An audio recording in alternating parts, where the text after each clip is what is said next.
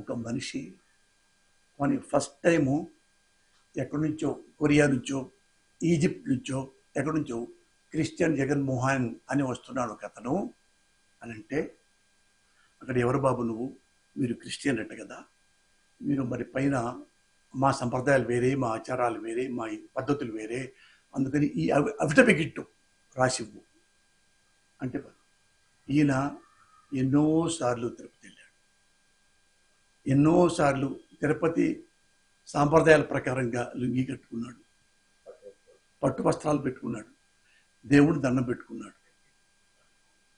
ఏంటి ఆయనకి దోషం ఏంటి చెప్పండి? ఇది ఆయనకి యేసు ప్రభువుని ఎలా సిలువ వేసి కఠినంగా బల్లెంతో కొడతారో, అక్కడ డొక్కల్లో కొడతారో, అలా డొక్కల్లో కొట్టిన హిందూ ధర్మం గురించి ఒక్క మాట కూడా ఇప్పుడు జీవితంలో ఆయన మాట్లాడారు కదా, బ్యాడ్గా మాట్లాడింది Nara Chandrababu Naidu. Mother promise I'm telling you, హిందుత్వాన్ని ఘోరంగా తిట్టిన వాడు నారా చంద్రబాబు నాయుడు. ఎప్పుడైనా హిందుత్వాన్ని ప్రశ్నించాడా? ఒక్కటి చెప్పండి జగన్మోహన్ రెడ్డి. ఒకటి నాకు ఉంటూ బాగుపోయినా బాధగా కూడా మాట్లాడుతున్నా తన నిప్పితో కూడా. ఆయన అన్నాడుగా, ముస్లిం సోదరుల దగ్గర మసీదులోకి వెళ్ళాడుగా, మసీదులో ముస్లిం సోదరుల దగ్గర మాట్లాడాడుగా, మోడీని విమర్శించాడు కదా, హిందువుల్ని విమర్శించాడు కదా, హిందుత్వాన్ని విమర్శించాడు కదా, హిందూ దేవాలయాన్ని పడగొట్టాడు కదా. ఎక్కడ పుష్కరాల్లో ఆయన ముఖ్యమంత్రిగా ఉన్నప్పుడు ఎన్ని దేవాలయాలను పడగొట్టాడో, కూల్చివేశాడు గొడ్డళ్లతో, గురపాలతో. ఆయన హిందువా? ఏం పడగొట్టాడో చెప్పనండి, గొడ్డళ్లతో, గురపాలతో జగన్మోహన్ రెడ్డి. ఒక్కటి చెప్పండి, నేను అన్ని ఆన్సర్ చెప్తా. 100 మంది తెలుగుదేశం ఉన్న ఎమ్మెల్యేలు మొత్తం రండి ఇక్కడికి, అందరు రండి, అన్ని సమాధానాలు చెప్తా. నేను 10 చెప్తా, దానికి ఆన్సర్ చెప్పండి చాలు. నిజంగా అఫిడవిట్ కోసమే ఇంత తపన పడుతున్నాడే నారా చంద్రబాబు నాయుడు గారు. ఇదే నాయుడు నిజంగా హిందువు మీద ప్రేమ ఉంటే పక్కనే ఉన్న విజయవాడలో పక్కనే ఉన్న ఎంతో పవిత్ర జలాలతో నిర్మించిన దేవాలయాల్ని ముక్కలు ముక్కలుగా నరికి కాళ్లతోనో, చెప్పులతోనో, దేంతో తన్ని దేవుడి విగ్రహాలు పడగొట్టి తీసుకెళ్లి ఎక్కడో గోడౌన్లో పండుతాడు. అతనా హిందువు? ఎవడైనా హిందువు అనేవాడు దేవుడి మీద చెయ్యి వేయగలడా? దేవాలయం మీద చెయ్యి వేయగలడా? దేవాలయాల్లో చెప్పులు కూడా బయట పెట్టి మోకాళ్ళతో ఎక్కెళ్తారు. అంత పవిత్ర భావం దేవాలయం.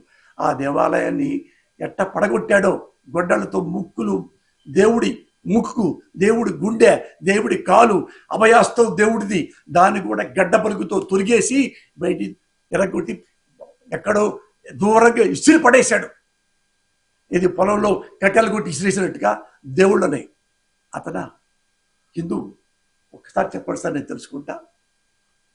ఓకే, అడ్డమైపోయింది ఒక్కసారే. అదే ఎన్నిసార్లు అన్ని మతస్థుల ఆస్తులు అవన్నీ అంటే నోరు మూసుకొని బయటకు వచ్చావు. అండ్ హిందుత్వ నీకు ఈజీ కాదు, నీకు పెద్ద లెక్క కాదు. హిందుత్వ అంటే అస్సలు లెక్క కాదు. అన్ని పడేస్తావా? ఎన్నిసార్లు పడేసారు జగన్ గారు? మీరందరూ చెప్పండి సార్. మీ జర్నలిస్టులు కానీ, పెద్ద మహానుభావులు కానీ, పెద్ద పార్టీ లీడర్లు కానీ, పార్టీ అధ్యక్షులు కానీ ఎప్పుడైనా ఇంటర్నేషనల్గా నేను క్రిస్టియన్ని, జగన్మోహన్ రెడ్డిని, నేను క్రిస్టియన్ని, హిందువు అంటే నాకు ఇష్టం లేదు, పాల్గొట్టండి అన్నాడు ఎప్పుడన్నా? ఆఫ్ ద రికార్డ్ అని అన్నాడా? రికార్డులో అన్నాడా? ఎన్నిసార్లు అక్కడ రాజశ్యామల వేగం కూడా దండం పెట్టుకొని గంటల పాటు పూజ చేసుకున్నాడు మనిషి. హిందుత్వ అనేది లేకపోతే, దేవుడు అనేది లేకపోతే, దేవుణ్ణి ప్రార్థించుకుంటే ఇంకా ఆయన్ని నీకు హిందువులు కాదు, నువ్వు నువ్వు క్రిస్టియన్. యాస్, ఆయన హిందువు కాదా, ముస్లిం కాదా? దేవుడు. మహాత్మా గాంధీ చెప్పాడు కదా, ది గ్రేట్ జాతి పిత. ఆయన కూడా నంబరు, ఆయన కూడా నంబరా పార్టీ వాళ్ళు? ఈశ్వర్ అల్లా తేరే నామ్ సబ్కో సన్మతి దే భగవాన్. బుద్ధి లేదా? కనీసం మహాత్మా గాంధీ మాట కూడా వినరా?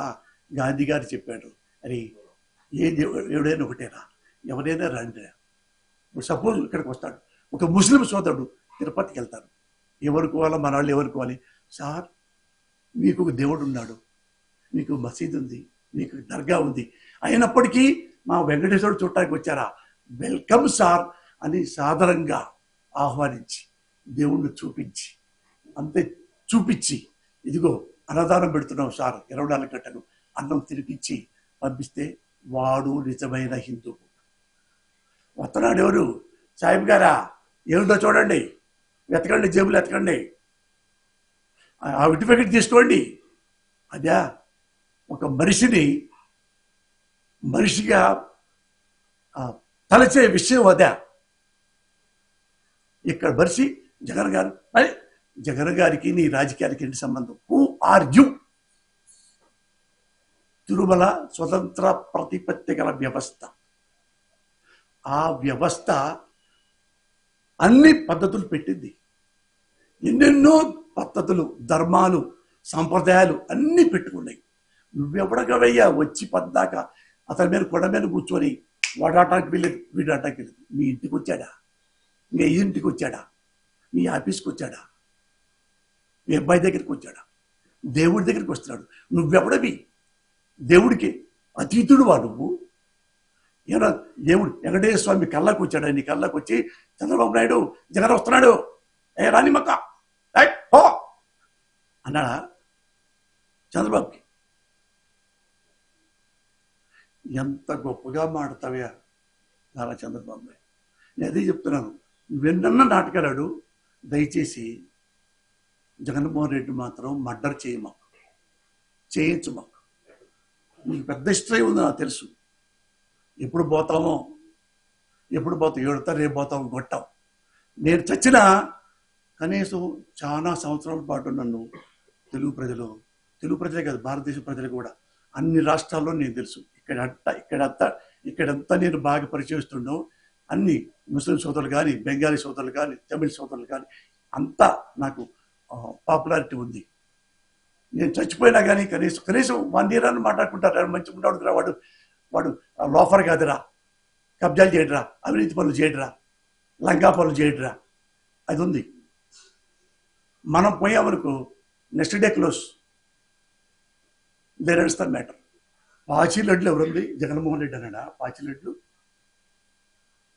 పాచిలడ్లు ఎవరు అన్నారు? దాని వెంకయ్యనాయుడు ఎంత సమాధానం చెప్పాడు బాధపడుతూ?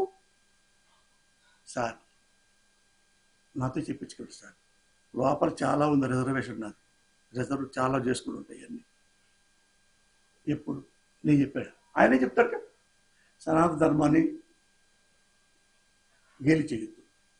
నువ్వే చెప్పావుగా, మీ నాన్నగారు అట్టా సిగరెట్ తీసి దేవుడి ముందు ఆ దీపాన్ని సిగరెట్ తాగి మా నాన్న చేశాడు. ఆయనే చెప్తున్నాడుగా, వాళ్ళే క్వశ్చన్లు చెప్తారు, వాళ్ళే ఆన్సర్ కూడా చెప్పుకోవచ్చు, వాళ్ళకన్నీ తెలుసు. ఇక నోరు తెరిస్తే నేను ఇప్పుడే కొంచెం కోలుకుంటున్నాను. మళ్ళీ నాకు ఏదో క్యాన్సర్ వస్తే మా పిల్లం బిడ్డ ఏడుస్తారు. కొంచెం తగ్గించుకున్నా నేను, కొంచెం తగ్గిన తర్వాత. కానీ ఒకటి మాత్రం నేను చెప్తాను, ఆంధ్ర ప్రజలకి క్లియర్గా ఉన్నాడు, కులాభిమానం ఉండనివ్వండి. కమ్మాళ్ళు మంచోళ్ళు, కాపులు మంచోళ్ళు, ఎస్సీలు మంచోళ్ళు, బీసీలు మంచోళ్ళు, అందరూ మంచోళ్ళే అని నేను అంటాను. మీరు అంత మంచిగా ఉంటే ఆంధ్రదేశం బాగుపడుతుంది. ఏ చంద్రబాబు ఏదో చేయటం వలన ఆంధ్రదేశం నాశనం కాదు.